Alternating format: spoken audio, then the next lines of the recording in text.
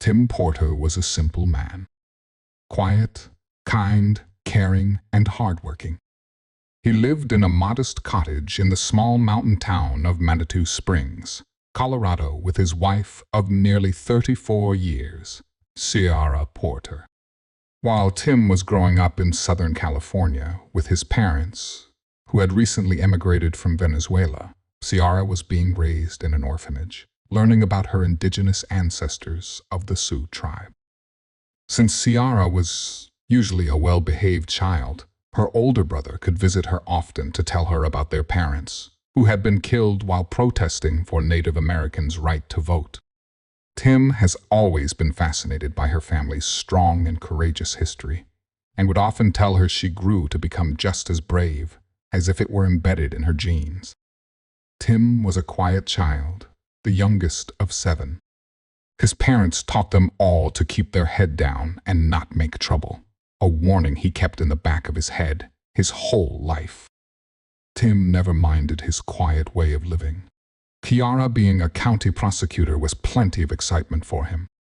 Their friends have always known them to be the perfect couple, and while Ciara insisted there's no such thing, that all healthy relationships, romantic or otherwise, are perfect in their own right, Tim always silently agreed with them. Ciara always found it strange that Tim woke up every morning thanking God aloud that he was fortunate enough to still be with the love of his life. But she never denied him his faith and would let him happily believe he married the absolute perfect human. Every morning was exactly the same for him, and that Saturday was no different. Ciara had left for work for the day. Knowing it would be another long day for her, Tim decided to deep clean the house, starting with the attic. Tim never kept things in the attic.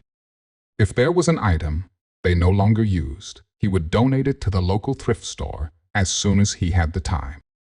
He hadn't gone into the attic in years and never knew Ciara to go up there either. It must be extremely dusty, possibly filled with insects, he thought. After first cleaning the finished basement, living room, and kitchen, he ventured up the pull-down, foldable stairs. They aren't as dusty as I thought they would be, Tim remarked to himself as she stepped on the first step of the rickety wooden structure. Shrugging it off, he continued to the top and pulled the light bulb's dangling string. He let his eyes adjust to the light before he noticed something odd about the room. A lone picture frame next to a rectangular object covered with a once white sheet with footprints leading up to them, placed deliberately underneath the one small window.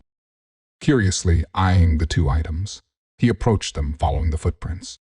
Tim reached for the sheet, surprisingly clean, and whisked it away to reveal a large, dark blue trunk with gold metal accents.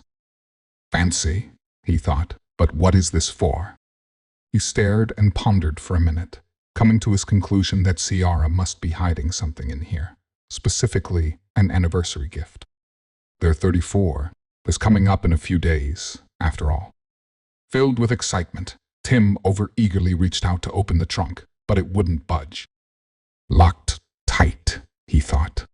Thinking quickly, he went through all the possible areas Ciara could hide such a key. Before heading down to the spots he thought of, a ray of sunlight bounced off the picture frame. Looking closely at it for the first time, Tim realizes there's a photo inside, one that shows him and Ciara many years ago in hiking clothes on a scenic mountainside, one of the shortest in the Rockies. Immediately remembering the events of that day 34 years ago, he pulled out his phone and texted Ciara. Hey, sweetie, do you remember that day 34 years ago when we went on that hiking trip? Tim put his phone back in his pocket and proceeded to wander the house, checking every nook and cranny for the trunk key. Ciara responded to his text with the exact date of the trip. Tim looked at his phone puzzled, since she usually is terrible with remembering specific dates. How do you remember the date? Ciara left him on read. He texted again, never mind, but do you remember what happened? Tim enjoyed the memory quite a bit, as it was one of the more romantic trips they took. At the time, they were 10 months into their relationship. Tim started to remember as he moved from the basement to search the first floor. It was a fall day, with the most beautiful array of colorful trees encompassing the whole valley and hiking trails, while just the right temperature for plenty of people to be out on the mountain. Tim rented one of the cabins towards the peak for them to spend the weekend at. The hiking trail they took was one of the easier ones that overlooked a large lake that the state maintained so well it still looked the same as it did back then in 1979. They passed by many people and even a few dogs. Kiara was excited as they passed a group of high school students. They prompted her to reminisce of the days when she had gone on class hikes in the mountains. Tim recalled how she suddenly got worried for forgetting her water bottle a few minutes later. Tim didn't mind, however. He wasn't as athletically inclined as Ciara, so he opted to stay on one of the benches to watch the lake while she headed back to the car. There were a few joggers out on the trail, and even some mountain climbers.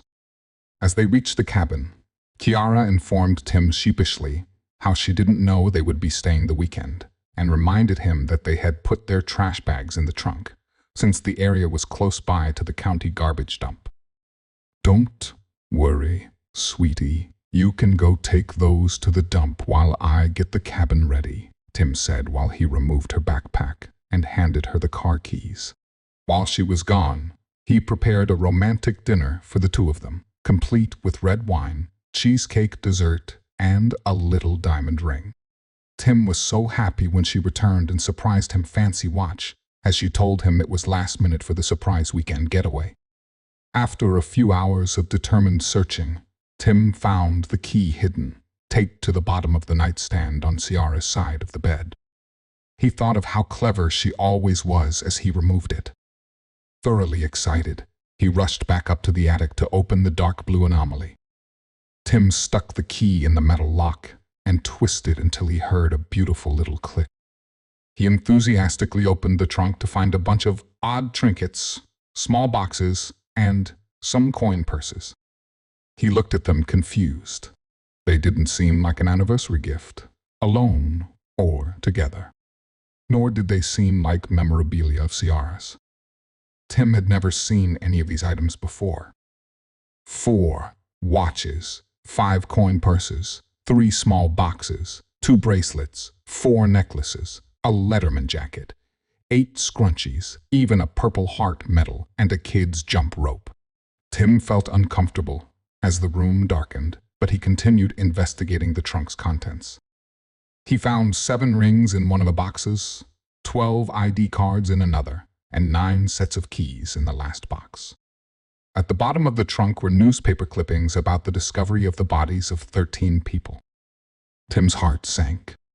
After reading the newspaper articles, he took the coin purses out and carefully opened one before yelling and dropping it back into the trunk.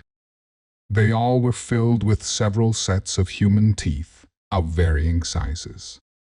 Tim looked back at the newspaper clippings and read the dates of each.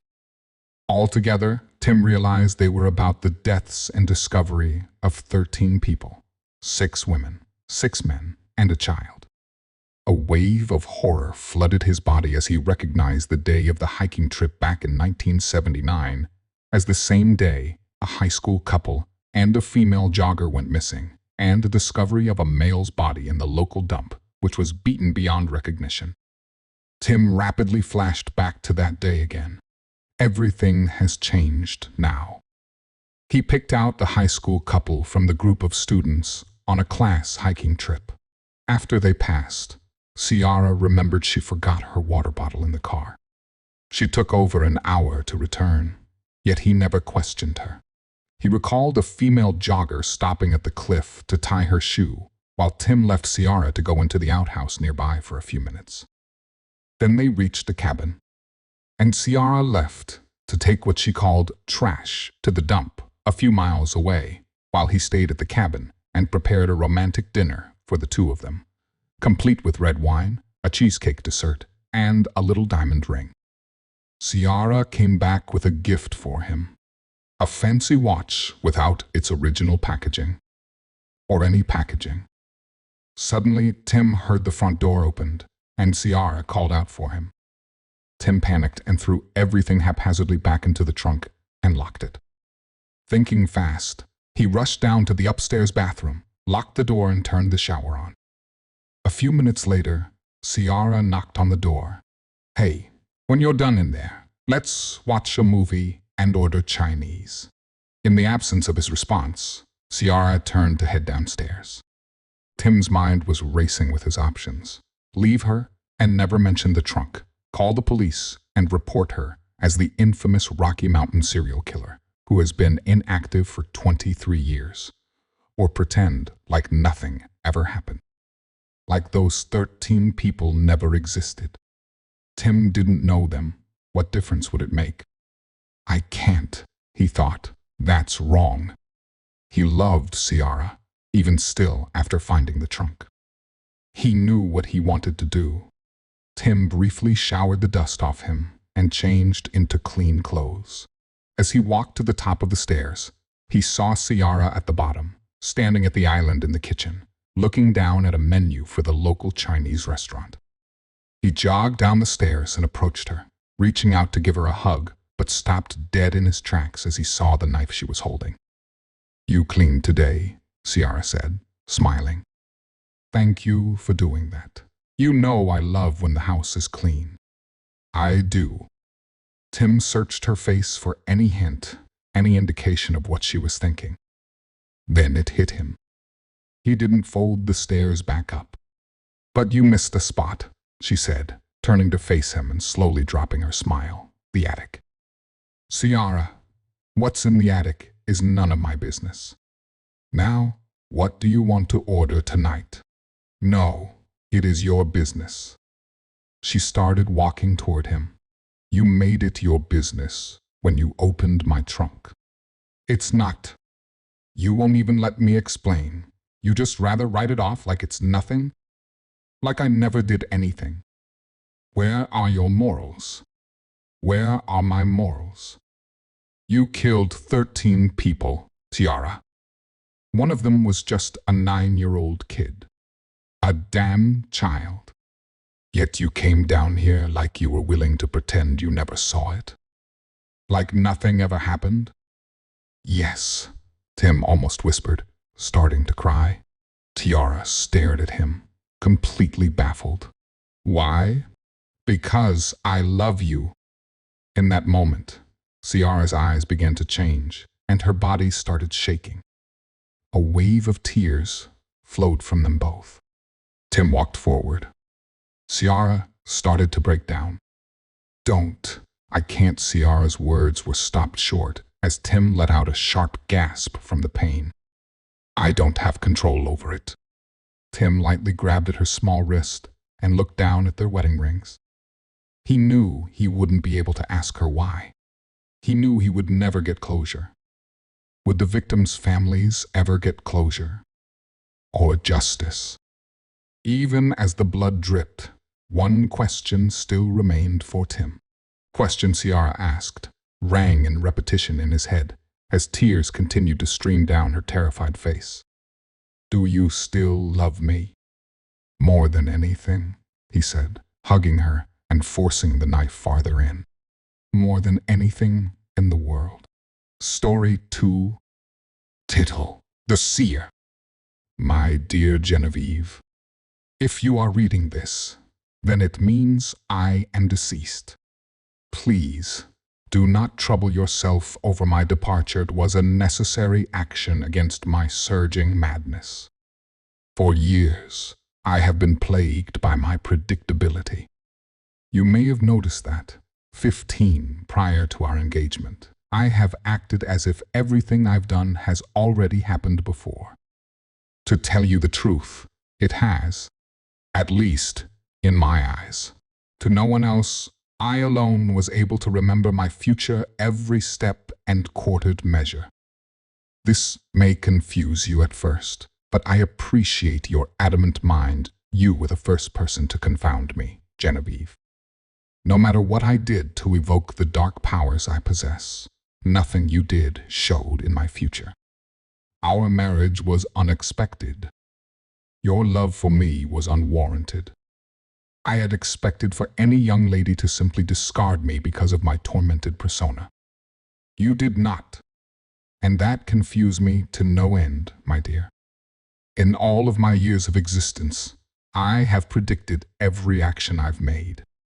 I have never attempted to fight against it, as the very powers that be had always forged my path to lead me into pivotal changes in my life.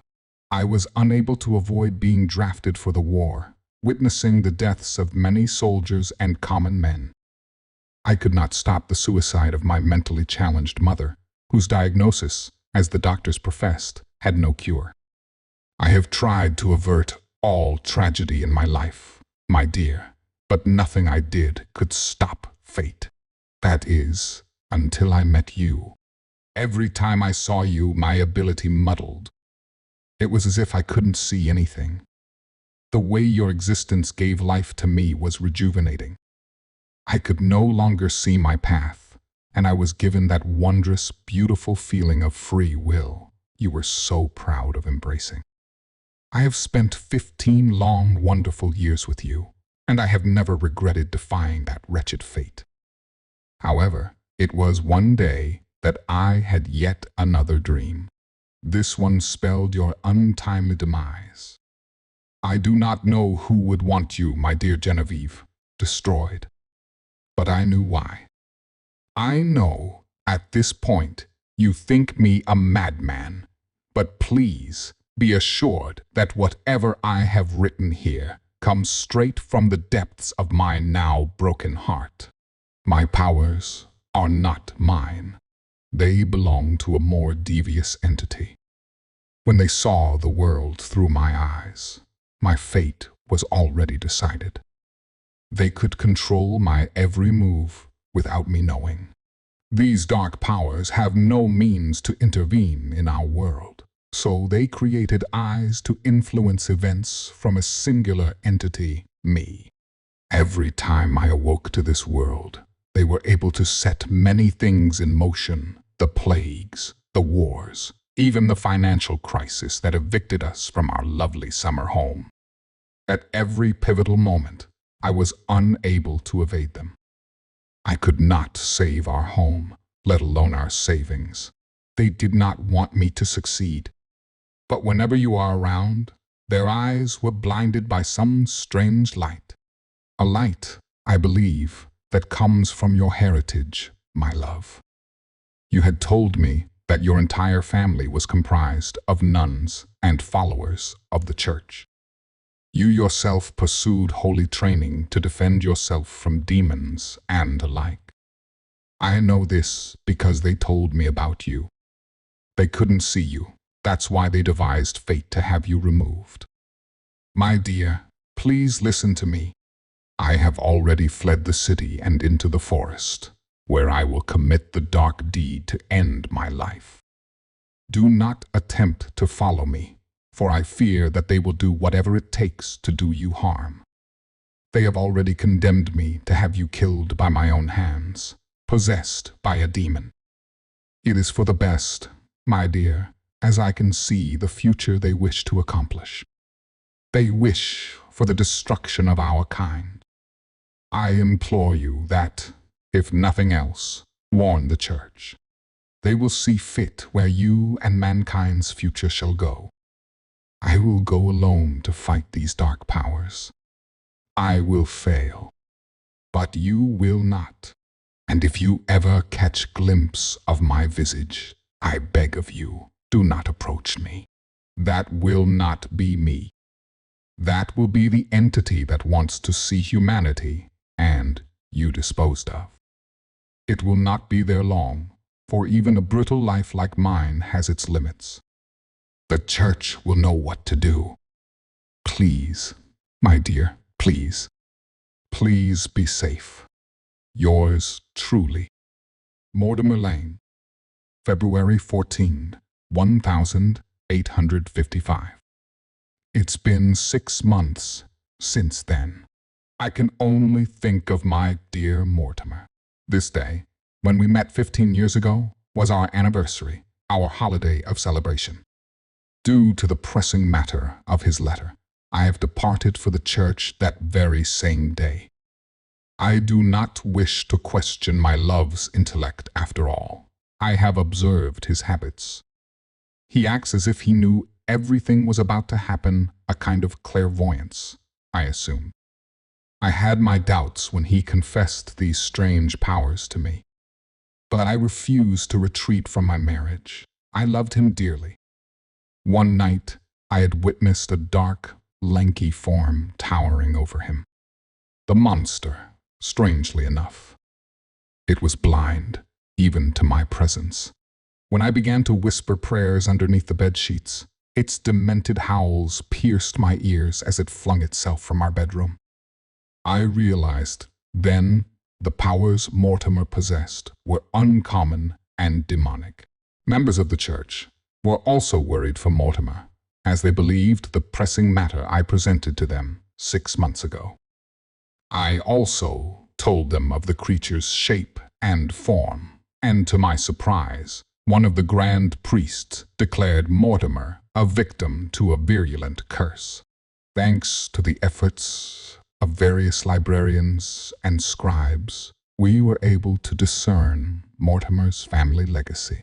His father and mother were both natural in every regard. It was the grandfather that was the problem. Mortimer's grandfather was a well-known witch doctor who had affiliations with various demonic cults and magics. He hated Mr. and Mrs. Lane's marriage. On their wedding day, he cursed them to bear a son whose sole purpose was to foresee the end of all humanity, and said, "Sire, dear Mortimer was tormented with demonic clairvoyance." It was also known, through the grandfather's demented journals, that Mortimer was to be the acting vessel for his master, so that humanity will once again see fear and suffering. The church has taken me into protective custody. I watch the window of the city streets every day, searching for Mortimer. If I know him, Mortimer will fight to the bitter end.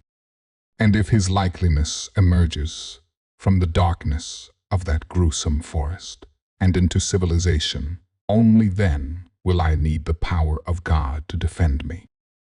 Just this afternoon, I had peered out the window of one of the church's holdings and froze to glaze over the face of my dear Mortimer. But it was his eyes, those horrible, terrible red eyes, that confirmed my dear husband's demise. I told the head nun on what I saw and clutched a crucifix beside me. For today is our anniversary, and I will be ready for him as I was 15 years prior. This is a collaborative story with my friend Way Hello. It's the same story told from 2 different perspectives. They aren't exactly the same, but they follow the same storyline. My hands were shaking on the wheel. Although I've driven a golf cart countless times before, it still terrified me. Nobody else knew this, of course. Like I was going to tell Jerry that I was afraid of driving. He was practically getting driving lessons already. I pulled up very carefully in front of Jerry's front door, and he was sitting on the steps waiting for me. He was on his phone and apparently didn't see a bright lime green golf cart parked meters away from him. Jerry? Hello? I asked, tentatively. I was just the tiniest bit late, but Jerry was very impatient and would probably get mad at me for being 2 minutes and 35 seconds late. I expected better of you, Carson. Well, sorry. Come on, let's go already. He got up and stepped into the seat next to me. Okay, first stop, the apple orchard, I announced, carefully driving along the suburban road towards the apple orchard. I had been there many times before, so I had practically memorized the route. Jerry was still grumpy that I was late, but he got a little more excited as we hit the road. We're going to pick some apples. We're going to make some pie. We're going to pick some apples, and we're to make apple pie. Don't toot my own horn, but I am very good at writing tunes. Hey, Jerry, we're almost there. See, it's the sign. The entrance to the orchard had an old wooden archway going over the main entrance for cars, and on it was a sign that said WFICOMETOTHARSCHARDFAIOOLVRSE. Or at least I assume it said that it now looked more like WFIC, C and EET, CIHFBEACTURLHARYNUCILIAEUFRSEF. Are we there yet? Jerry asked, taking his hands off his ears. Wait, was he not listening to my amazing song this whole time? Rude. We're entering the farm. You just missed the sign. I looked over my shoulder, trying to see the sign again. CARSONWTCHOUTYOUREABOUTTORUNINTOA. Tree. I ran straight into a tree. Well, the good news is that we'd finished our apple picking for today, I said, after I winced at the sound of apples hitting the roof of my dad's golf cart. Bad news is that they gave this golf cart a bunch of dents. I tried revving up the golf cart again, hopefully, but nothing. Other bad news is that we are now stranded in this apple orchard with no other humans around to help us. I opened the golf cart door and stepped out, surveying the damage. Well, not no humans around. There's that cottage a little way away from here. What are you talking about? Wait, you don't mean, and I swear I heard thunderclaps in the distance. LARYSUT. I, for one, thought it very dramatic, though I do wish his name was Gary or something spooky like that. Larry is kind of lame, but Jerry rolled his eyes and said, "Oh, come on. You don't really believe those stories, do you?" Yeah. Larry's hut is the most known story in Paranoise. Well, I've never heard it. Jerry crossed his arms, and so I began to tell him the legendary story of Larry's hut. It started on a leisurely Thursday morning, not unlike this one when Larry decided to go apple picking by himself in his uncle's apple orchard. His uncle was away on a holiday, and so Larry took his chance to get some free apples from his orchard.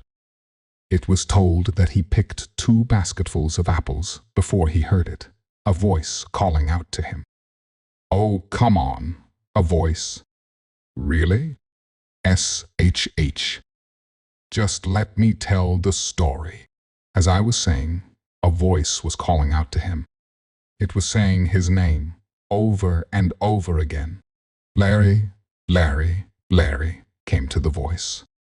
Larry was curious and reckless, so he tried to find the source of the voice, and he came upon an old cottage that was overgrown with vines. Larry hadn't seen this the last time he's been to his uncle's orchard, so he entered it. And he never came out again. Later, it was told that his uncle had died within the day he had returned to his orchard.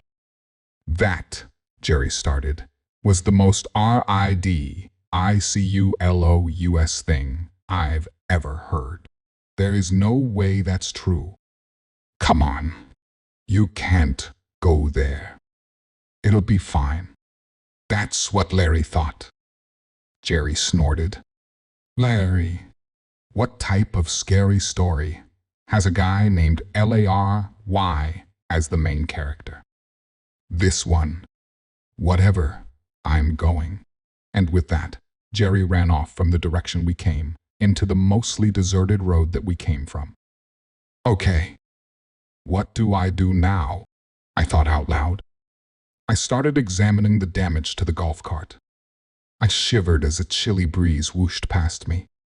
I was wearing only one jacket, since it was only October 1st. But now I was regretting wearing something warmer, especially since I was stuck here now. Hello, what are you doing? I jumped and turned around. What I saw stopped me dead in my tracks. There in front of me stood the most beautiful woman I had ever seen. She seemed only a few years older than me, but she seemed perfect.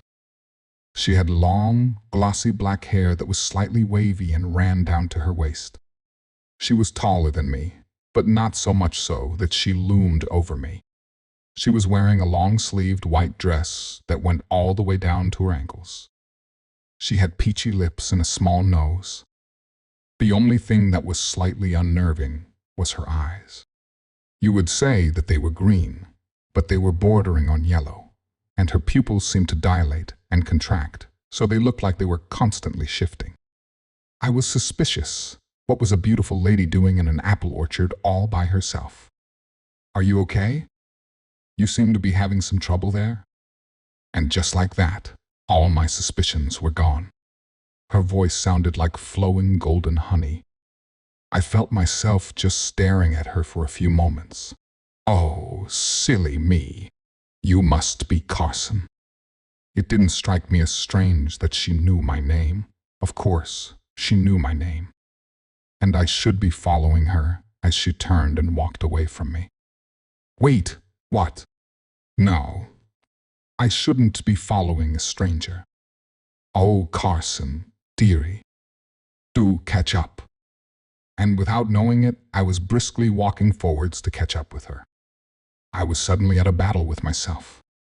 One part of me was trying to abruptly stop and reason with my other half, which wanted more than anything to follow the pretty girl in the dress. My reasonable half almost succeeded at stopping when she began to sing. And suddenly, my reasonable half disappeared into oblivion. And I followed her.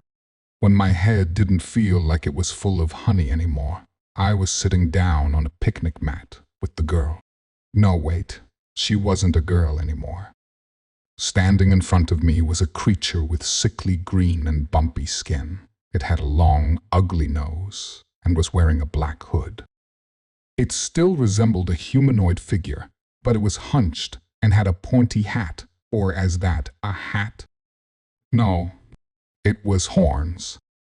Two glistening black horns twisted together to form a point at the top of the hag's head. And the eyes. The eyes were this time bright yellow, like cat's eyes, except something about them screamed unearthly. This time it had no pupils at all, just one solid color of yellow through and through. But something told me it could still see. Oh, hello. You've come to your senses, I see. The hag cackled, and it sounded like all the worst sounds in the world. Nails on a chalkboard, microphone feedback, and even slightly like the crying of a distressed and sick baby. I immediately stood up and started running away, like any sane person would. But the witch made no effort to run after me. I saw when I looked over my shoulder. She was taking a glass vial off of the picnic mat I was sitting on. How did I not notice them before? And threw it at her feet, like a magician would, to disappear in a puff of smoke. Oh, and how I wish that happened. Instead, it burst into black gunk that surrounded the witch almost instantly. I stopped to look back. What happened? Why would the witch do that? Suddenly, two yellow eyes appeared out of the gunk, and the black mound of writhing, bubbling potion surged towards me. I started running again. I had no idea where I was going, but I had to get away from the witch.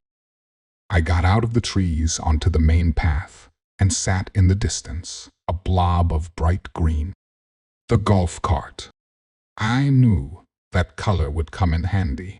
I ran towards it.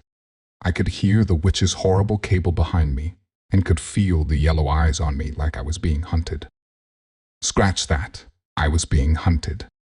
I didn't think about my burning calves, or that I am getting closer to the not much different dirt road outside the orchard. I just focused on running for my life. I passed the sign. The witch's potion armor shrunk to fit through the archway, but grew taller right after. I kept on running. Consciously, I had no idea where I was going. Subconsciously, I was heading towards Larry's hut, where Jerry was. I risked a glance over my shoulder and almost grazed the black gunk. I accelerated. Then I saw it, Larry's hut, or as some people called it, the vampire house. Jerry, I prayed, please be alive. I burst through the old wooden doors. Jerry, Jerry. There's a giant back blob chasing me, my voice faltered. Jerry was alive, all right. But he was standing next to an old man, and he had a bite mark on him. I stared at him in horror. His eyes were red now, and in them I saw someone other than my friend. I saw a vampire. Story 2. Autumn in Cardaway Town. It's a lovely day for apple picking. The sun shines high in the clear, blue sky, and the temperature is just right. So, it's no surprise when Riley King picks up her woven basket and challenges her best friend, Irene Dahl, to a friendly competition of collecting the juicy fruits. Riley King scrambles into her simple yet cozy jacket and her brown leather shoes. She then waits impatiently for her mother, who had insisted upon Riley bringing some treats for her companion. Her mother hands the pastries to Riley gingerly, who in turn does the exact opposite, mindlessly throwing them into her apple basket. She immediately sets off, maintaining a frenetic pace, as if the world's tragic end depended on how long two 12-year-old girls meet in Cardaway Orchard. Leaves crunching under her feet, her nostrils fill up with the unique, refreshing air that only autumn provides. Riley looks up a rainbow of colors, from ruby red to gold, takes the form of perfectly shaped leaves. Occasionally a cheeky one brushes the top of her head, but when she snaps her head up, it dives away into the horde of colors. The dense amount of fallen leaves create a seemingly magical path for Riley, leaving her feeling like a special queen, the queen of autumn. Blame her over creative imagination. Riley King spots her friend from over 50 meters away. She calls to Irene and increases her speed. In a jiffy, she reaches her friend. They hug, greet each other, and do whatever friends do. All right, we'll start now. 3 minutes on the clock. Riley tells Irene, who's jumping around while trying to balance her basket on her head. Of course, her basket refused to stay on her head, toppling with every little movement she made. If the basket did stay put on her head, it'll be legendary, and everyone would start trying to defy the laws of gravity. The two girls start to climb trees like nimble little monkeys, reaching for all the apples in their sight and stuffing them into their baskets. Riley climbed onto the highest branch on the highest tree and stole all the juiciest ones. However, those quickly ran out. Time was sprinting out of their reach, like how sand trickles out through your fingers, no matter how hard you try to contain it in. In a matter of seconds, time's up. Riley jumps off the tree and rushes to compare the results. I have 22, she announces proudly. Irene counts hers, with Riley looking at her every movement to make sure she doesn't cheat. It's a tie. The two friends start collecting piles of dried-up leaves, arranging them into 2 huge piles. Irene and Riley take their places, 3, 2, 1. They cannonball into the leaves, spraying them everywhere. No need to clean up. It's too much of a bother. They lean against a sturdy old tree in comfortable silence, calming down after all the excitement. Riley takes out her pastries and shares them with Irene, munching while they watch a nearby squirrel collecting nuts for the winter.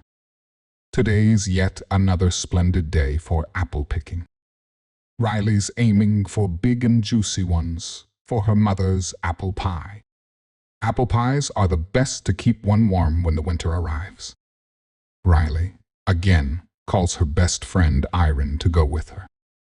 This time, the two meet at Irene's house. They set off for Cardaway Orchard. Only patches of sky could be seen from the nature path, blocked by the natural patches of red, orange, and yellow. Leaves crunch under their boots as the soft and gentle wind caresses their faces. The autumn wind starts playing games with them, playfully sending leaves flying toward them, grazing their faces and landing in their apple baskets. The rich, earthy smell surrounds them, along with hints of nuts and bark of trees. Like before, the girls compete in picking apples. Riley rushes around like a tornado, Irene calmly jogging. Riley drops half of all apples she picks, but is too anxious to put them back into her basket. Irene ends up intercepting those fruits, so it's really no coincidence that Irene Dahl wins the competition by half a dozen. Defeated, Riley sank down, having wasted all her energy in a lost battle. Irene rests beside her, offering her prettiest apple for Riley to munch on. The girls race to the Carnoy stream, where they call it their heaven. The surroundings go well with the clear water, looking like a realistic oil painting from afar. This place really resembles heaven. It's so beautiful. Putting their hands under the mini cascading waterfall, the water parts outwards under their fingers, so soft it feels like nothing. Leaves float on the surface of the flowing river. Little animals are scurrying around, preparing for the mercilessly freezing winter.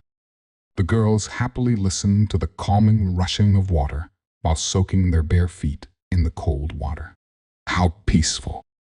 Riley King and Irene Dahl get up to leave. It had been a fun day, and it was now evening. Riley, still craving for some fun, spots a naughty squirrel hopping about, eyeing her basket of apples suspiciously. No, make that the nuts that are mixed inside. Then, without warning, the little fella lunges forward and topples the whole basket of food. It starts scurrying away, trying to escape from the sight of the crime, but Riley excitedly follows behind it. Riley, stop! It's too late. We have to go home. Today's the last day of autumn. If you get lost, you'll probably freeze to death. Irene calls anxiously after her energetic friend. However, she has lost sight of Riley and has no choice but to follow them into the dark woods. It's been 5 minutes since the last time Irene had seen Riley enter the forest. Irene wanders in the dark, all alone, unsure of what was waiting for her deeper inside the large entangle of plants. All of a sudden, she sees Riley. She had been waiting for Irene in a spot where all growing vegetation is removed. The bare soil makes a sharp and heated contrast with the lush greenery in the background. But, looking at Riley, I realizes her friend looks very different from her usual self, with the messy plaits and a crumpled dress. She's floating in the air, emitting a strange and scary red light. Her hair floats around, and she's wearing a graceful long dress that swishes around her ankles. Irene looks down at Riley's feet, barefooted. Her eyes, they're closed. Riley looks like an angelic devil or the other way round. Come. A single shrill, high-pitched voice breaks the silence. Riley beckons Irene closer.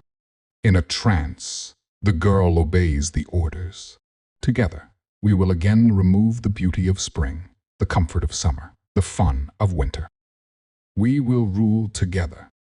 My sisters shall not be more powerful than me. Autumn must remain the best season. With a flick of a finger, Riley, the queen of the autumn, changes herself back to the usual messy girl, and Irene is whisked back home. In the town, everyone's memory is erased, and they rise from a slumber. It's yet another lovely day for apple picking. The sun emits a warm glow that plays a part in cooling down the weather, making it the perfect temperature for the activity. So, it's no surprise when Riley King picks up her woven basket and challenges her best friend, Irene Dahl, to a competition of collecting the delicious fruit. New pumpkin flavors through October, the sign outside read. Next to an image of a woman in a witchy Halloween costume sipping a latte out of a tiny orange pumpkin.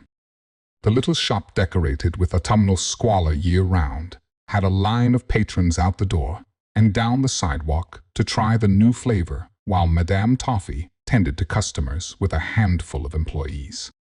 The older woman wore her usual attire of some gypsy pagan cross, with rings and necklaces, displaying different old religion symbols. I was more a fan of tea brewed by myself than coffee from a shop, so I wasn't a usual customer of Madame Toffee's, but most of the small town would claim that her brew, especially the seasonal flavors, were better than breathing. The pumpkin brew was taking the community by storm. I passed the small shop as a group of 4 college girls walked out. "Oh my God," one of them exclaimed, almost making me jump. "I can't get enough of this coffee." The others around the girl agreed as they departed the cafe in the opposite direction I was going, carrying massive cups of pumpkin cold brew.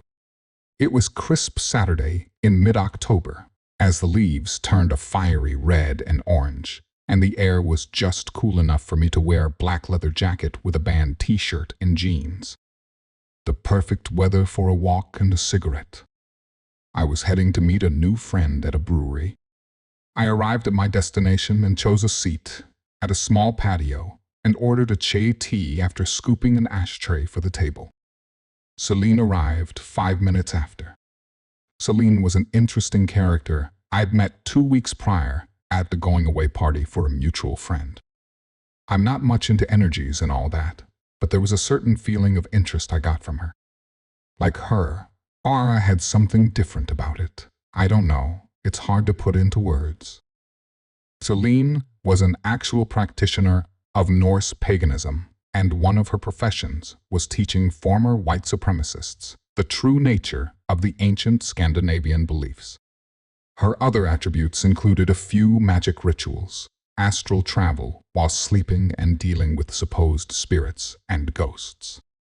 The woman arrived in a black sweater with shining combat boots. Her hair was cropped neatly and combed to the left side of her head. We greeted each other with a quick hug as she ordered a coffee for herself. "Man," Celine spoke in her usual happy manner, "this place is dead." I shook my head and agreed as I looked across the area of vacant tables around us. Yes. The whole town would rather get Madame Toffee's. Celine shuddered and made a sour face when I spoke the name. I don't like that woman. I've come across her at different gatherings, and her brand of magic doesn't suit me right.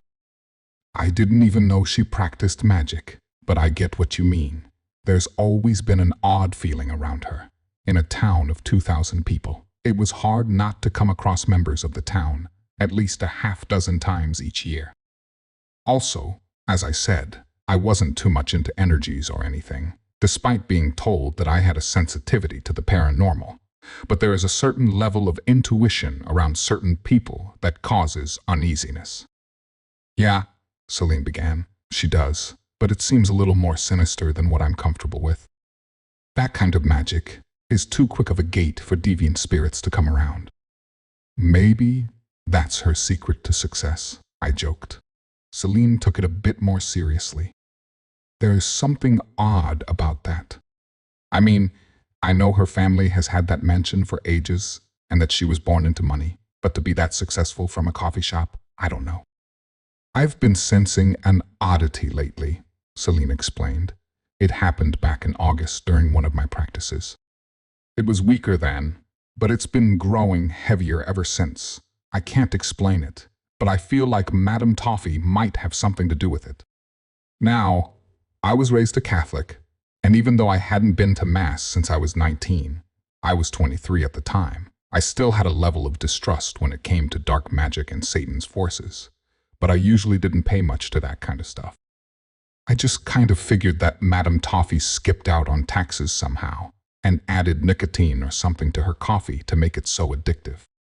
Turns out, Celine was onto something. A few days after our meeting, when late October began to show the signs of the end of harvest, I got a call from Celine. She sounded nervous. "Hey," I answered. I need to talk to you, was all she greeted with. I was taken aback. Normally, Celine was loud and happy, but now she was downright demanding in this sentence. Where? I asked. Anywhere. I'll just come to your place. Are you home? She asked in choppy sentences. I will be in 10 minutes. I began to feel uneasy at how horrified she sounded. All right. I'll meet you at your apartment. Hurry home, Celine exclaimed, before adding one last sentence before hanging up, and stay the fuck away from Madame Toffee's. I walked back home at a brisk pace, so much so that I was perspiring lightly by the time I got back. Celine's black Jeep was already there. We got inside, and I poured 2 cups of chai with coffee and sugar for the 2 of us. When Celine began, I had a friend fly in to help me figure this stuff out. So we bought a few coffees from Madame Toffee and performed a ritual with 2 others over it. It's worse than I thought. Celine, I spoke. This was a little out of hand now.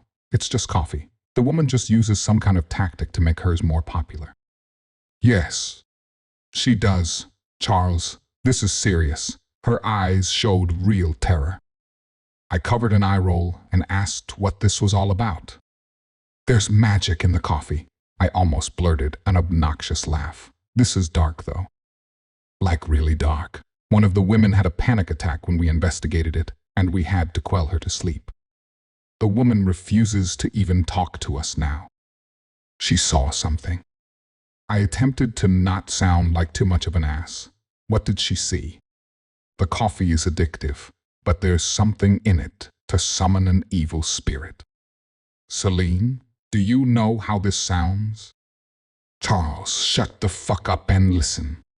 You always said you needed to see something to believe it, and we are in DEFCON1 now.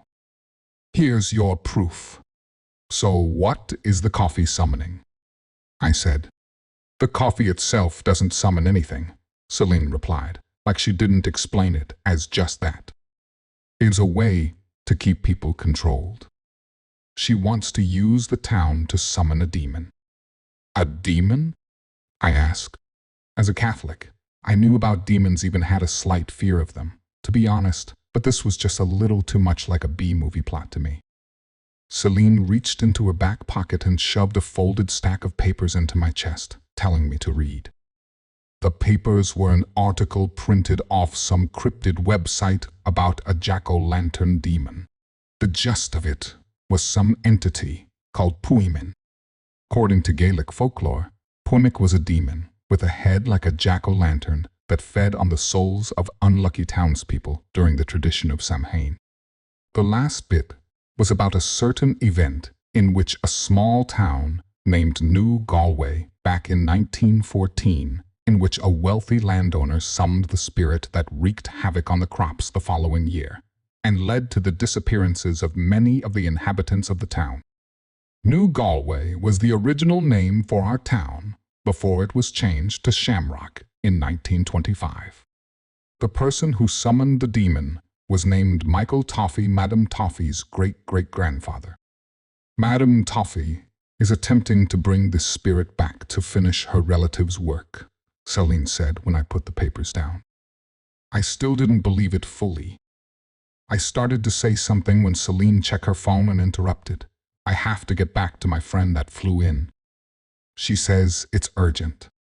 Meet us tonight at the tea house, and if you have any religious artifact that you can wear, keep it on. She left in a haste before speeding home. I shook my head, but found an old crucifix my grandmother had given me years ago and put it around my neck. At some point, I fell asleep and encountered an odd nightmare. In the dream, I was lost in the middle of the woods under a full moon as floating jack-o'-lanterns followed me. Glowing yellow eyes and jagged smiles, crudely cut, laughed in horrible cackles as I pushed through the dense thickets of the forest. At some point, I tripped on a root. The wicked faces of yellow and orange approached me, their snickers growing louder. Instinctively, I reached a hand out as the pumpkin stopped. I woke up with a snap and checked my phone before realizing that I was going to be late for meeting Celine and her friend. I quickly threw on a pair of shoes and headed out the door. Madame Toffee's was busy, but I could have sworn the woman watched me the whole time I was in view from the window. The chill of those dark eyes following me was like ice injected into my veins. Celine scolded me slightly when I arrived late. Her friend sat silently, but immediately I couldn't take my eyes off her. The woman had to be about 10 years older than Celine, who was 31, but she wore her age with grace. Long red hair and lily-pad green eyes that looked like an emerald light in her face that was fair-skinned and blemish-free. "This is Juniper, the friend I told you about."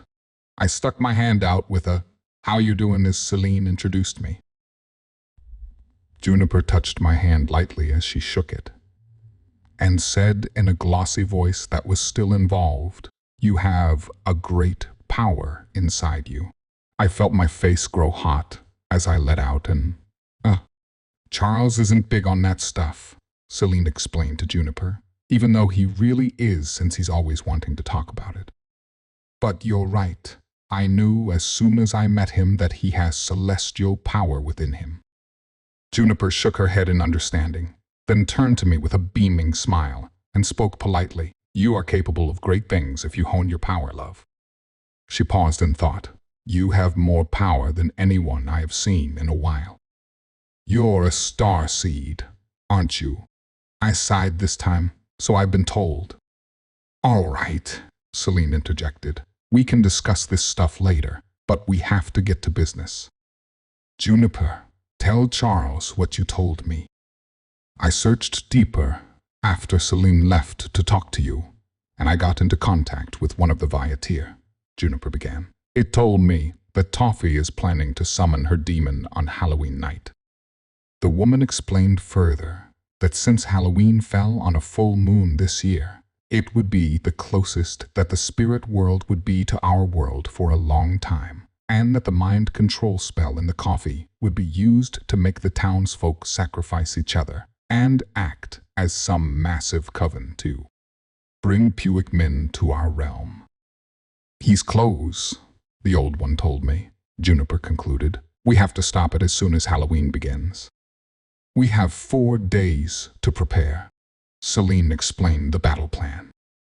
I met Celine and Juniper at 11:45 outside of Madame Toffee's mansion on October 30th.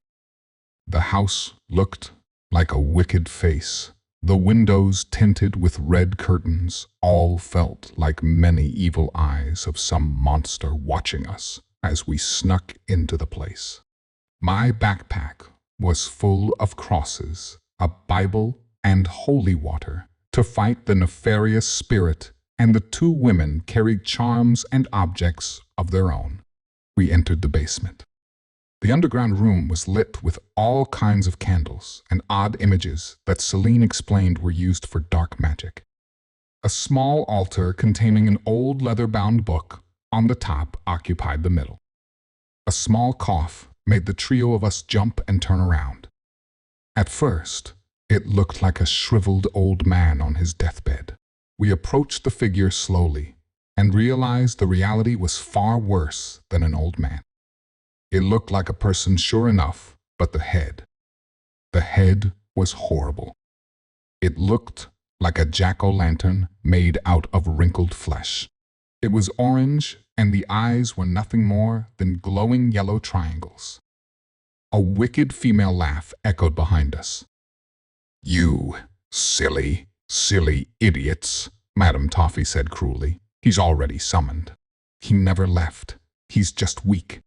Our poor old spirit has been lying in this basement for over 100 years, waiting for one of us to give him his strength back. Tonight is finally the night that I will get that honor." Juniper almost said something before Madame Toffee interrupted. "It's too late. Midnight is only 2 minutes away, and the townsfolk are already gathering outside. Their blood will get him out of bed." That was when we heard the dull hum of shouting happen. We could hear shouts and pounds as the brainwashed people tried tearing each other apart. First drops of blood seemed to drip from the ceiling of the basement. We knew that the first few people had been killed. The pumpkin-faced demon slowly rose out of bed like a person coming out of a coma. I could see now that his body was made from a mess of vines with dead leaves poking out here and there. "Rise, rise, dear Puigman," Madame Toffee shouted. "Now is the time I complete my ancestors' work." She fell to her knees as the demon approached her. Tears of joy streamed down her cheeks. For a moment, the figure just stood over her. A thought crossed my mind that despite the situation, the figure looked incredibly comical with its massive head sitting atop its thin body. Madame Toffee raised her eyes to look into Puigman's face and began to ask a question when it reached a slender hand up, shriveled leaves dotting the fingers. It reached the hand into her chest and pulled something glowing white out. It was beautiful, but one couldn't look directly at it without having their eyes burned out. The demon studied the glowing white light in its hand momentarily before sticking it into the jagged hole that constituted the mouth. The figure swallowed the soul with great relish and sighed happily. "Charles, the holy water." I heard Celine shout from far off. I dropped the backpack off my shoulders and dug my hand into the pocket for the vial of holy water I took from the Catholic church the next town over. I began throwing droplets onto the figure as the other two began chanting some sort of incantation. The water seemed to sizzle and steam as it hit the vines of Puigman's body. It shrieked in pain each time I threw more at him. I dove out of the way just in time as the demon attempted to grab for me. I threw another bit of water at him. The monster directed his attention to the praying women. Before they could react, Puigman held Juniper in his left arm with the right arm raised. He began to lower it, going for her soul to devour. I didn't have time to think. Didn't even have time to realize what I was doing, but lunged onto the thing right before he was able to reach into Juniper. The branches scratched my arms as I felt dead leaves crumble away. I hit the floor hard. A loud shriek rang out behind me as I picked myself up. Puigman was writhing on the ground, smoke rising from within the tangles of vines. Within moments, he was only a pile of ash. What the fuck?" I asked, while examining the black burn mark that Puigman had been just before. Juniper and Celine looked at each other, then back to me smiling. "Told you that you had great power," Juniper said. "A harmful spirit like that cannot be touched by someone like you." "Someone from the cosmos," Celine said after. "What?" I asked, dumbly. "Puigman was from the ground. Something impure," Juniper explained. "The type of burning light that could scorch anything in this world. You are celestial." I shook my head. I had too many thoughts going right now to worry about some mystic whatever. "What about all those people?" I asked. "A few died, and it will lead to some investigation that'll go nowhere, but the rest are heading home. The spell is wearing off. By the time they wake up tomorrow, nothing will seem out of the ordinary until the bodies of the deceased are found. Trick-or-treating and Halloween parties will still be happening later tonight," Celine told me. "What about us?" I asked. "We have some training to put you through," Juniper said. "You need to learn more about your inner energies." I rolled my eyes, but followed them out. By the time I stepped outside, the leaves were on fire. The brisk air of October stabbing at my face in little prickles, causing it to lose its sensation of the slightest feeling. Even as I placed my hand upon my face, it felt foreign. I felt a presence, as if something were watching me. I glanced up, looking around in the crowd of New York City, and right across the street stood a man. He wore a long peacoat, and his hands were placed in his pockets for a moment. His eyes met mine before disappearing into the crowd. I turned on my heels and began walking super fast paced my shoulders, accidentally bumping other people who occupied the sidewalk. Sorry, I repeated on an endless loop, like a broken record. I ducked into a nearby coffee shop, which just happened to be my regular coffee shop. I stood by the window peering out and breathing heavy. I looked around at the millions of people looking for that odd man. I heard glass break behind me, causing me to jump out of my skin. "God damn it, Joanna," the coffee shop waiter muttered. "Let me help," I offered, getting to my knees of the smooth wood floor laid out throughout the coffee shop and scooping the shards off broken mug off the floor. "Thanks," she smiled. I put the broken glass on the tray she held, and she hauled it defeatedly to the back room. The bell of the coffee shop chimed. I brushed off my blue jeans and looked over, and there stood the man in the long coat, his hand back in his pocket and his eyes glaring through my soul. I backed up waringly and he inched closer. "What do you want?" My voice shaking. He did not respond. He just continuously edged closer until I had no space to back up anymore. "I know what you did." His voice, deep, even in a whisper, made chills crawl down my spine, and his face was inches from mine, his eyes the darkest black and soulless. He then grabbed my arm, crushing it in his hand. But no one appeared. He led me out the door and onto the crowded street. I look around in the crowd, and everyone's focus was on their phones. No one noticed my pain, worry, and fear. "Say another word, and you'll wish you hadn't," he said, peering disgusted at me as he cut my repeated pleas for help. He slid the door of his sinister van open before throwing me in there with no remorse. He slid the door closed before I can even complain. I was clueless as to where we were gone. I could just feel the bump in the unfinished road, the pothole that almost took the wheel off, jolted me the most. Suddenly we halted to an unexpected stop. The man got out the car and I lost track of him for at least 15 seconds before he threw the door open. He once again grabbed my arm with his full might, as if his intention was to rip it off. We were at a big white building, surrounded by a big fence topped in barbed wire. He led me into a big tunnel that led to double doors with a huge guy posted up near them. "I found the last one," said the guy with the long coat on. The huge guy moved out the way of the door without uttering a single word.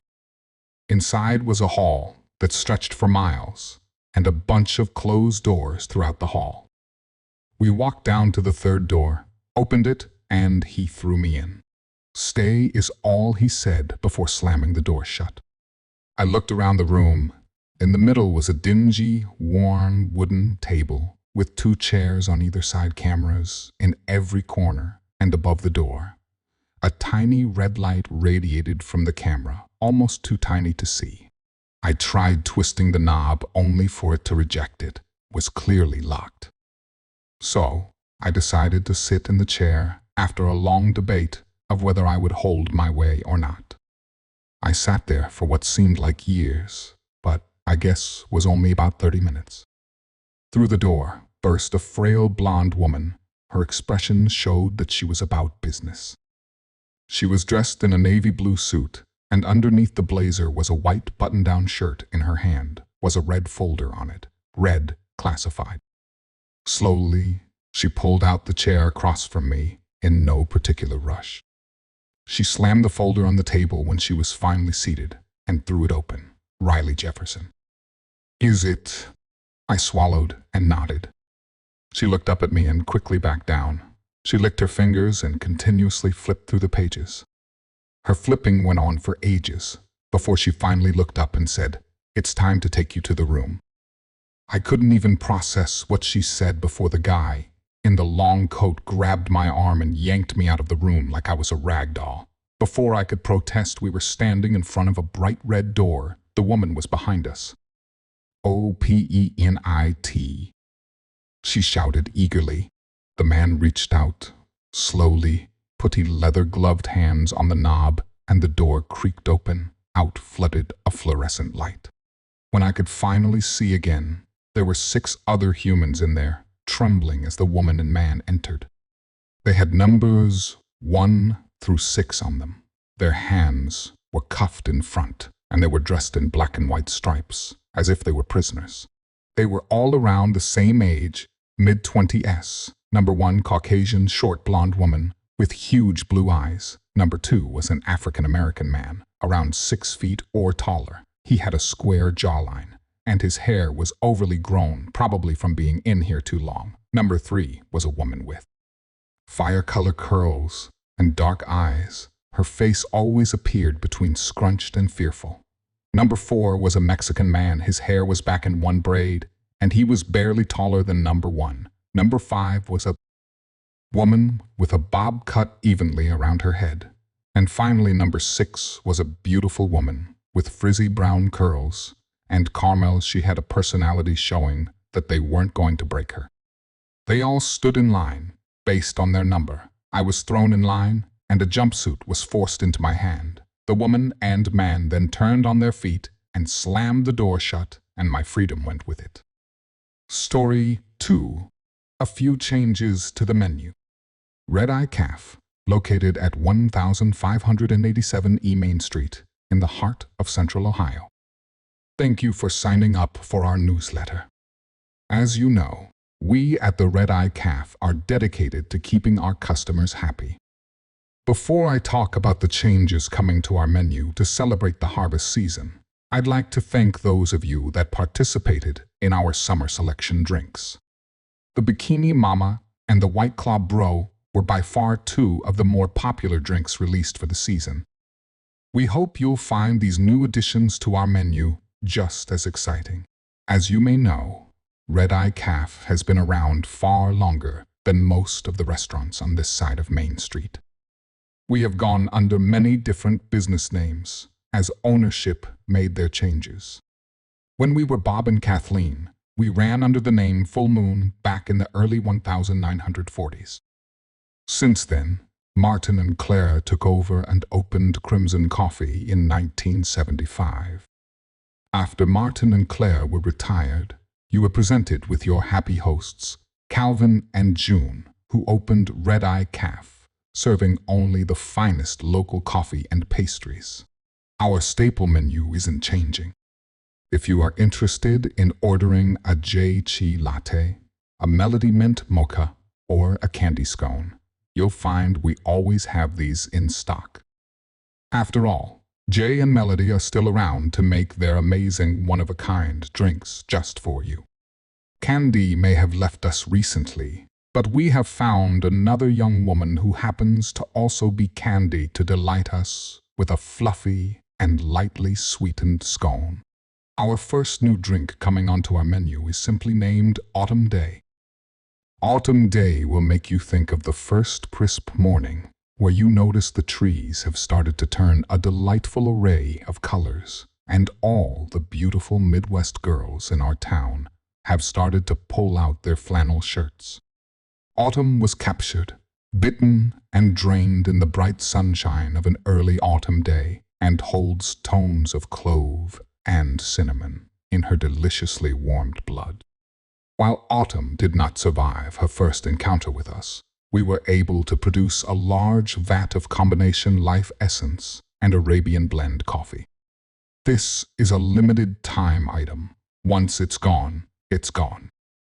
Warm flannel is another limited time item, as there were only 4 moms at the park due to the COVID-19 crisis.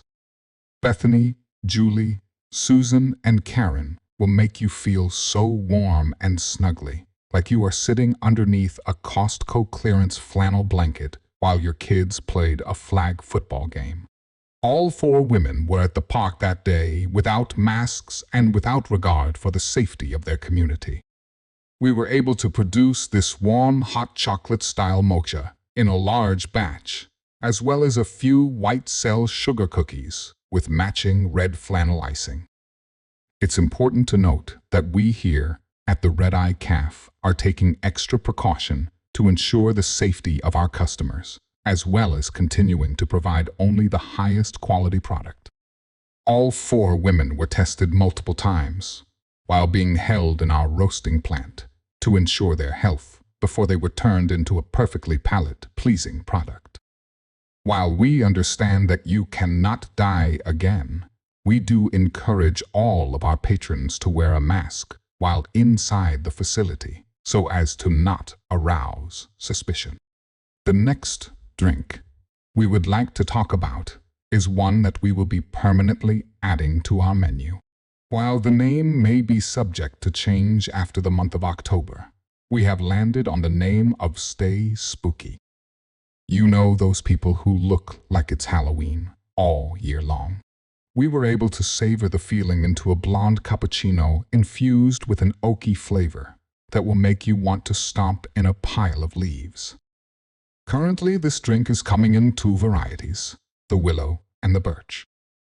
Both Willow and Birch claimed they were ready to accept their new life as a thrall to the coffee and have willingly created these beautiful concoctions for your enjoyment.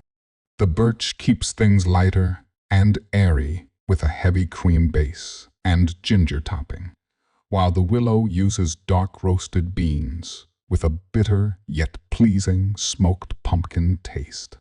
Before we introduce our last drink, we'd like to remind you about a few things that set Red Eye Cafe apart from the competition here in the Central Ohio area. We know that as immortals, the choices in drinks and dining are endless, and we'd like to thank you for your patronage here at Red Eye. We are the only coffee shop in Ohio that does infusion coffee and pastries using only the finest locals that we have to offer. Our thralls who have agreed to produce for us are considered open range by all accounts. We allow them their own comfortable homes with a supervising roommate where they can donate their time and product to us a few times a day at their convenience. On that note, we'd like to announce that our very own Desira has won Thrall of the Month for her continued contributions to our facility.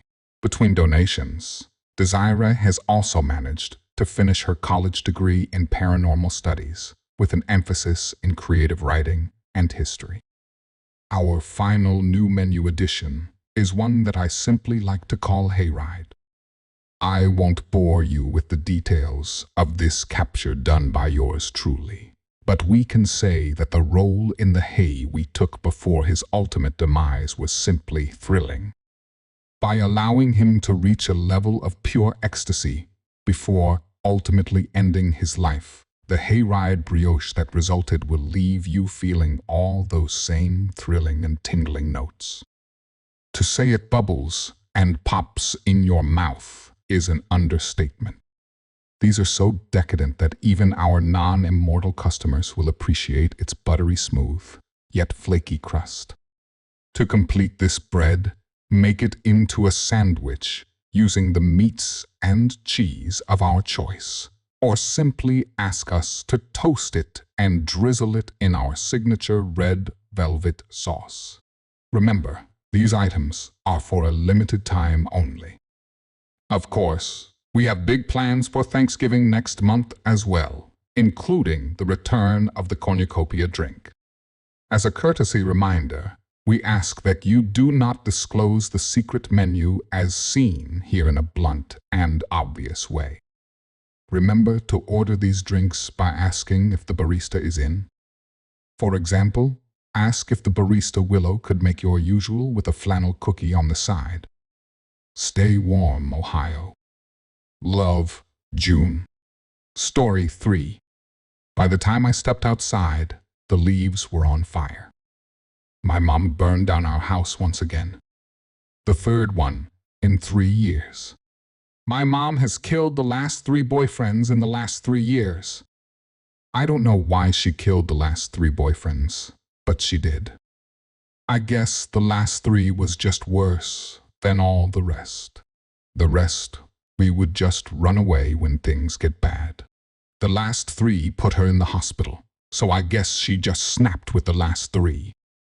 I don't know why she keeps finding such abusive guys. She said this is the last time, it was just going to be the last time. I thought for sure it was going true this time. I was starting to believe her. It's been 3 months at this new town. We never did have this luck when I was little. Only good man my mom ever had was my dad. He died when I was 3. After my dad died, my mom was in and out of relationships. She could never be alone, town after town, ever since my dad died. I never had a great father figure in my life. I was always glad when it was just us. My mom is here self when it is just us. We have all-night movie sections. I can tell her anything when it's just us.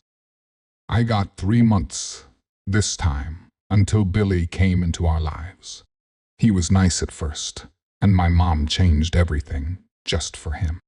I didn't get close at first. I had a feeling he was going to end up like the rest of them. I was right. It took 6 months of them dating, and the abuse started.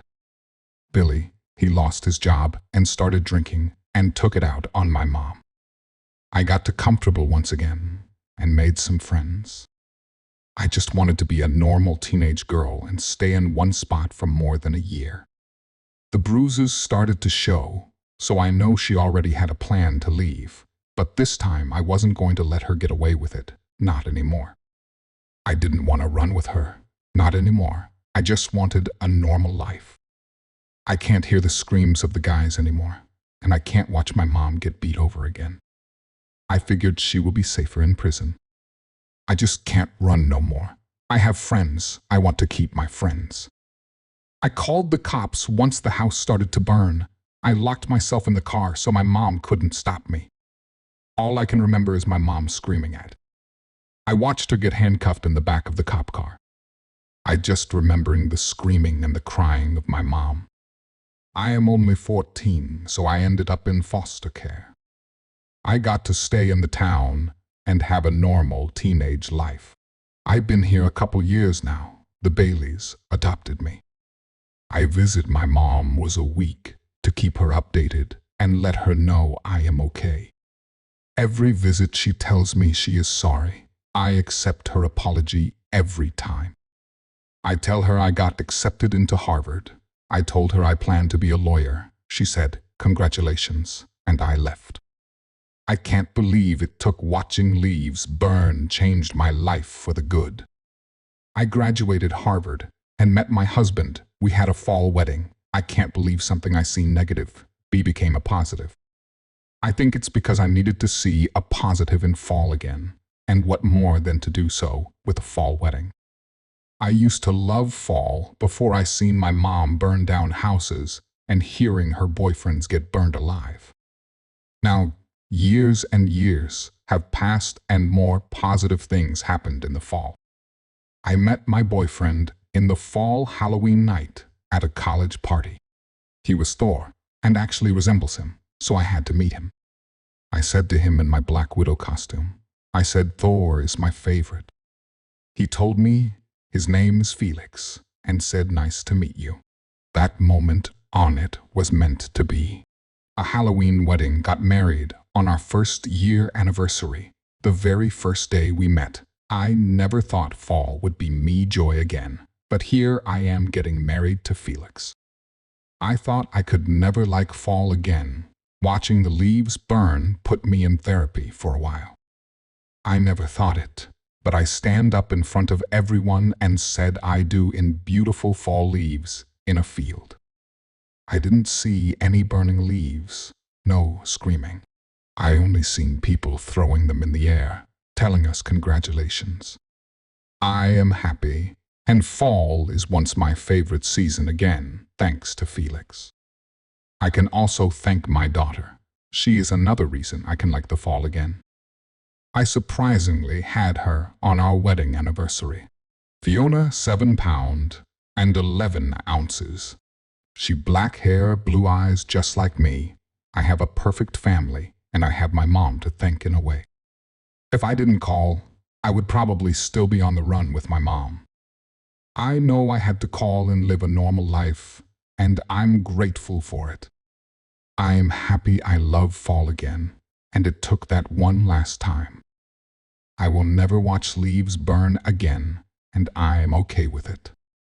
Felix and Fiona brought me to like fall again, and now the only time I see leaves on fire is when I watch them get burned in my backyard by my husband just to get rid of them. I watch them burn right before he burns them. We play in them with Fiona, hard to believe. Now she is now one, and I watch her run in a pile of leaves, and I couldn't be any happier. Sometimes when you've sat still, steeped in moment after moment of ringing silence, you can hear the broken screaming of fragments of themselves people have left behind.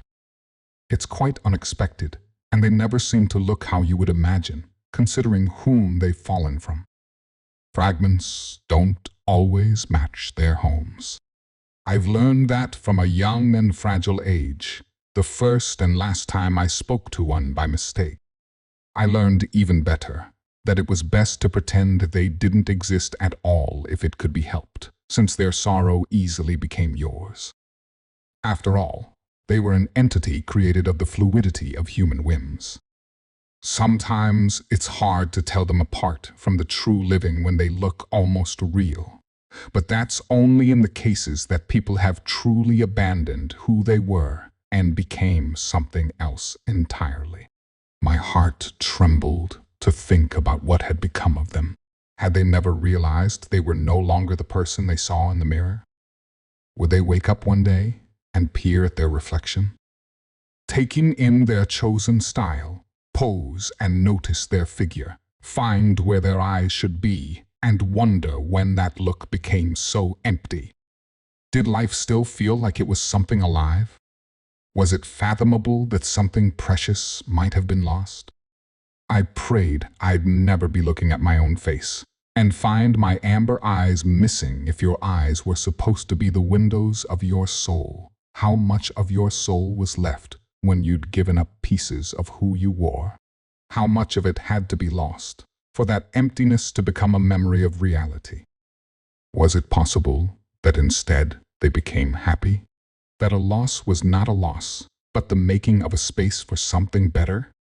I scoffed at the thought as I strode along a worn sidewalk towards the bus stand, the sole illuminated haven on a moonless midnight. After being stuck in an emergency meeting for a project that had begun to go dangerously south at the publishing firm, the bleakness that permeated the air frightened even the stars into hiding behind the shadowy clouds. I was sure I just missed the last bus a couple hours ago. At least the sun will still brandish its warmth in little time, staining the winter horizon with colors of burning desire to go on, to try again, to urge this world to arise one more day. It was a small comfort, but it's the things you know will never lose that flame, that will, that power to simply be, which inspire you to do the same. A comfort remains in consistency among the unpredictable tides of ever-ebbing and flowing change. These were the things that have kept me company. Most of my 20-something years, I've had only myself to share this life with. It might have been lonely, but it was the right thing to do. Why must others, not cursed the same way, be forced to also become a vessel of lost sorrow, simply by being in association with me? There seemed to be another woman waiting on the bench under the dimmed streetlights. The watery orange casted an eerie glow on the empty streets and quiet patience. Patience and yearning, what a fine pair. The woman sat there as still as the absent breeze, with a wide-brimmed hat obscuring the view of her face, but poised in watch towards the far end of the street, as though waiting for some manifestation. A person? A car? A dream? A ghost? Something about her seemed to grow even more somber as I approached and perched myself on the other end of the short bench. I didn't dare to look at her directly, for fear that my gawking might disrupt whatever spell or wish she was casting on such a gloomy night. How does one wish on a star they cannot see? Great rivulets of ivory locks tumbled from beneath that hat, and her smooth hands were knotted into her plain cotton skirt, pressed into her lap. Her back remained rigid, but something about her was imbued in soft elegance. She might have waited out here forever if she had to. How was she not shivering? I observed my own hands, dry and chapped from the chill, resting on the legs of my cream pantsuit. They looked far older than I really was. I shook my head and heaved a sigh to shove away the demons that were always at bay by this point of night. Suddenly, I heard sobbing from somewhere far, like melancholy muted by a medium of time and incomprehensibility. It was her, the woman in the hat. The sound was pulling me towards her, a siren song I knew better than to be drawn towards. But there was no shaking in her shoulders, no tears on her skirts, no trembling in the stiffness of her posture. "Miss?" I cleared my throat. "Are you all right? Would you like me to call someone for you? Is there someone you're waiting for?" I paused for a sign that she heard me, then tapped on her shoulder as gently as possible. Once, twice. In that small touch, her whole figure crumpled, face falling into her hands, and she began to weep violently. This scene, this moment, I was instantly transported to when I was only 10. 10 years old. My brunette ponytail bounced in the reflection of the summertime as I gazed through the window of an ice cream shop at a line people craving cold and something sweet in the sweltering heat. I often walked myself home from soccer at the park. Everyone that lived in the same neighborhood went to the same place, and it was so nearby that my mom never worried so long as I was at the dinner table before the sun set. Something about the night made her edgy. She never left the house after the light faded. Part of me wondered later if she lived with that fear of the unknown, because she knew what I could see. Perhaps she knew and never wanted to understand it. If she did, she'd know they didn't come out in the dark. They belonged in the daylight, since it was the only thing that could fill that emptiness left behind from missing most of yourself. I smiled to myself, the twinkle of a child's desire for nothing more than moments like that, sparkling against the sunlight shooting back from the flashing metal of massive refrigerators and glinting off the ice cream scooper that dipped again and again into the vanilla cream. Forcing myself to peel my eyes away, I noticed a woman that stood some feet behind me watching me in amusement. Where had I seen her before? At the school? Was she someone's mother? She looked so much like a distant aunt I thought I once knew from a family album. She chuckled at me and knelt to squint at my face from beneath the baseball hat. "What's your name, dear?" she asked. Her bare arms were tanned and strong in the sundress she wore, stamped with a variety of spring flowers. Silky ebony hair glistened in that sunlight as it slipped from her shoulder. "Odessa," I replied hesitantly. "Oh my, what a name. It's full of fate, you see." I shook my head, unsure of what she meant. "You don't know the old meaning of it, do you?" I shook my head again, vehemently, the impatience that came with that age peeking at her. "It's a little bit sad. You'll be rather lonely, all grown up. Odessa means alone, but you're a little bit special too. You can see me quite well, can't you?" Dread began to seep through my hands with the nervous sweat. "That's right. I'm a fragment. I'm your neighbor's fragment. Nice lady, isn't she? She doesn't seem very happy lately, isn't it? Why are you talking to me?" I strangled out. I'd never spoken to one before. They never seemed so real before. It occurred to me then. I never saw her reflection in the window. There was the sun, the shoes walking by, the shopping bags, and the sunglasses, but no spring flower sundress. Well, darling, I'd always liked you. It's a shame that your nice neighbor lady decided she didn't want me anymore. You see, I have a special gift of my own. I can tell the future sometimes. She beamed at me, but something in the way her teeth were perfectly square seemed off. The perfection wasn't perfect. Something was wrong. Your mama named you Odessa because it means to be unique. It means timekeeper. That's what it means when you can see us. She giggled charmingly and brushed off a smudge of dirt from my ruddy cheek. You're fated to pay a steep price for a debt that was never yours. I can't really tell you much more than that, but I'm sure you're going to get a pretty picture of what needs to happen when it's time, she said. Ebony. They always had ebony hair. Fragments. I stared at the woman before me, on this bus bench, whose sobbing trickled into sniffles as she replaced her hands in her lap. She looked up at me then, her head tilting shyly at me. Would you really help me? She seemed to ask, Miss, what's your name? I whispered, ignoring what I already knew. My heart thundered, and the air grew thinner. The haze of the streetlights were diminishing as she finally looked me straight in the eye. She didn't have a face. There was no face. No eyes, no nose, no mouth, nothing. A flat plane of flesh, from which came the faint sounds of sniffles and whimpering. There was no air. The light was disappearing. I didn't know what to do. This woman, this fragment. This was a fragment that had yet to be.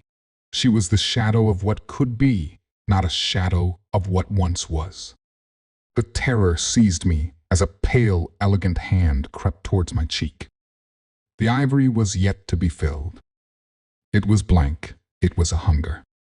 The irony of this moment hadn't escaped me, hadn't escaped the clutches of this fear. A debt that wasn't mine.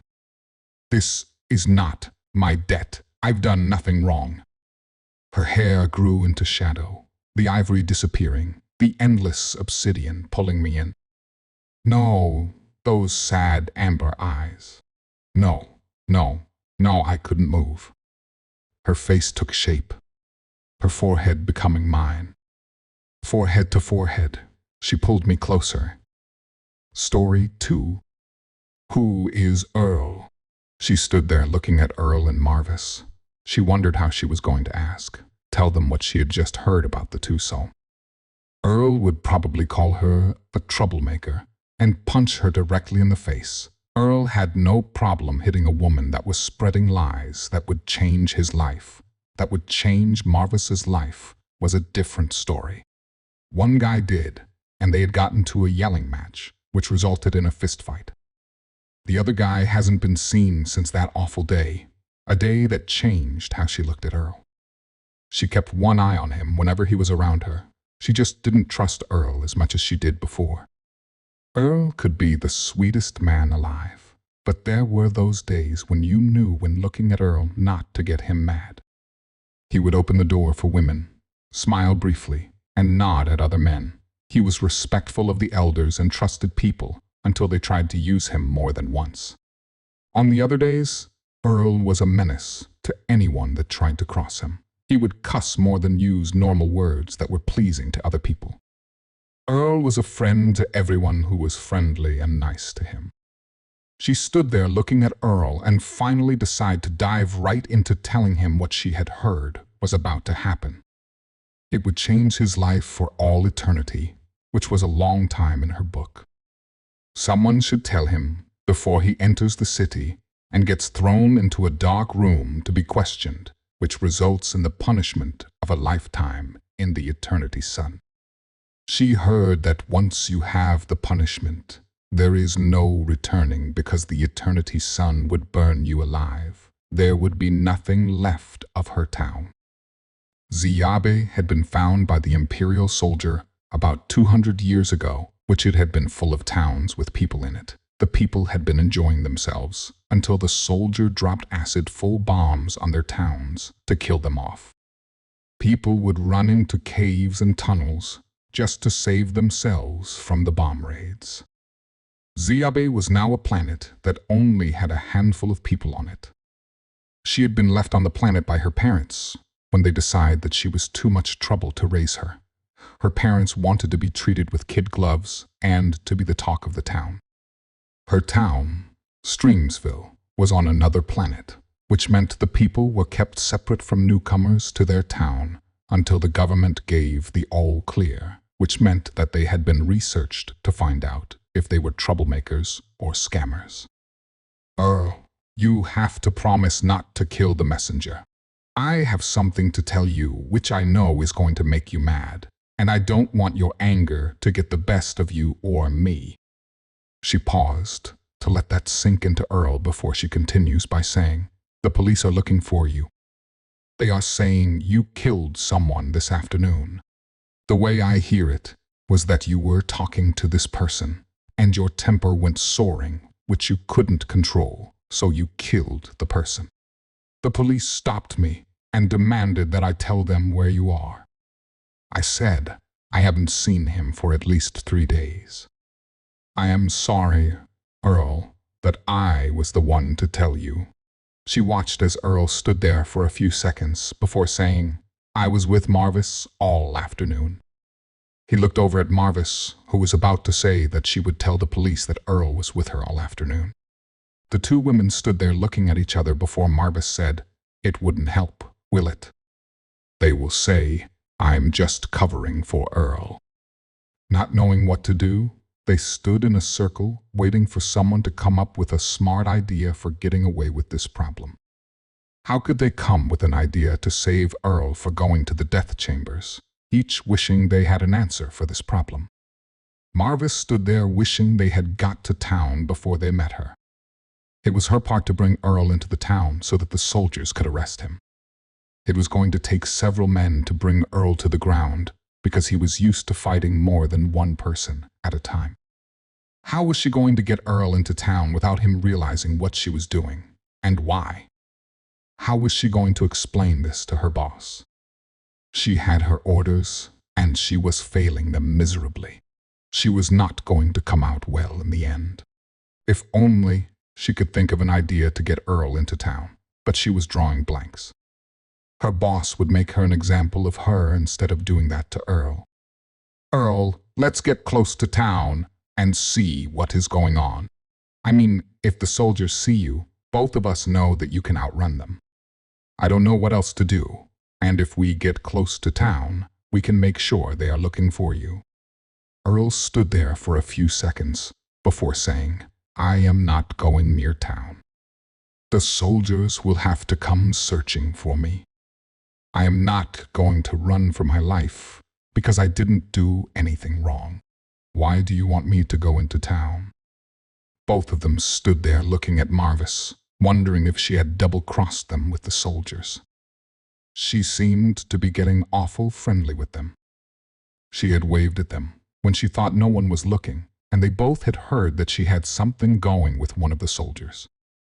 Earl took hold of her with both of his hands on her bare arms and said, Answer me. Tears flowed out of her eyes before she said, Yes, I did. They told me they were going to throw you into prison for a couple of years. They said nothing about murdering you. She stomped on his foot, and when his hands dropped, she took off on a run for the town to tell the soldiers to check the woods.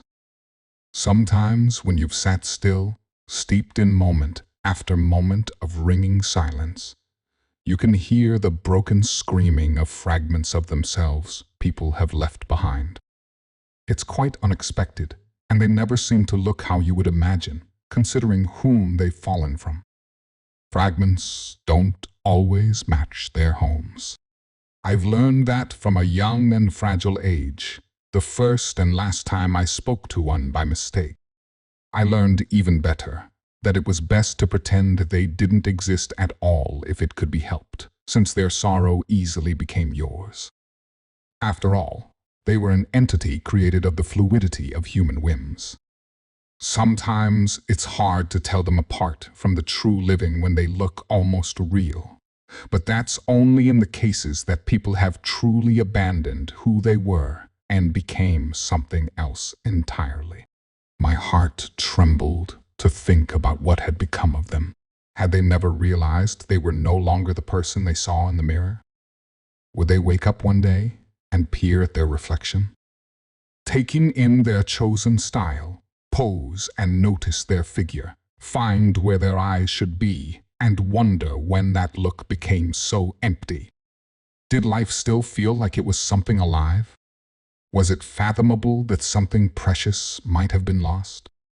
I prayed I'd never be looking at my own face and find my amber eyes missing if your eyes were supposed to be the windows of your soul. How much of your soul was left when you'd given up pieces of who you were? How much of it had to be lost for that emptiness to become a memory of reality? Was it possible that instead they became happy? That a loss was not a loss, but the making of a space for something better? I scoffed at the thought as I strode along a worn sidewalk towards the bus stand, the sole illuminated haven on a moonless midnight. After being stuck in an emergency meeting for a project that had begun to go dangerously south at the publishing firm, the bleakness that permeated the air frightened even the stars into hiding behind the shadowy clouds. I was sure I just missed the last bus a couple hours ago. At least the sun will still brandish its warmth in little time, staining the winter horizon with colors of burning desire to go on, to try again, to urge this world to arise one more day. It was a small comfort, but it's the things you know will never lose that flame, that will, that power to simply be, which inspire you to do the same. A comfort remains in consistency among the unpredictable tides of ever-ebbing and flowing change. These were the things that have kept me company. Most of my 20-something years, I've had only myself to share this life with. It might have been lonely, but it was the right thing to do.